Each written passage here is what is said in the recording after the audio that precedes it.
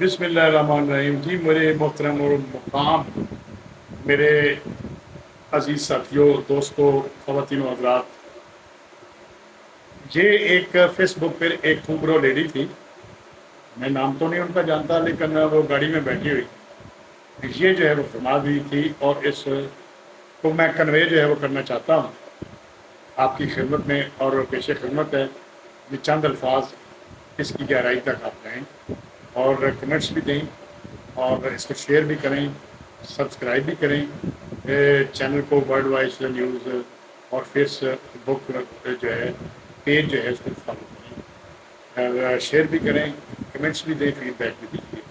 तो वो ये कह रही थी कि 75 साल में तरक्की करते हुक्मरानों और इदारों के बयानात सुने तो अकल दंग रह जाती है।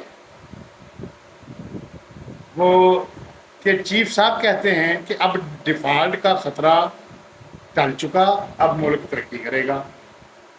चीफ जस्टिस साहब कहते हैं कि अवाम इंसाफ की बजाय जो है वो सब्र से काम लें और तहम्मुल का मुजाहरा करें। जरदारी साहब जो है वो कहते हैं कि पीपल्स पार्टी हुकूमत में आकर जो है कौम को मुआशी बदहाली और गुर्बत से निजात दिलाएगी। नवाज शरीफ कहता है कि मेरे आने से अमन और खुशहाली की तरक्की का आगाज़ होगा।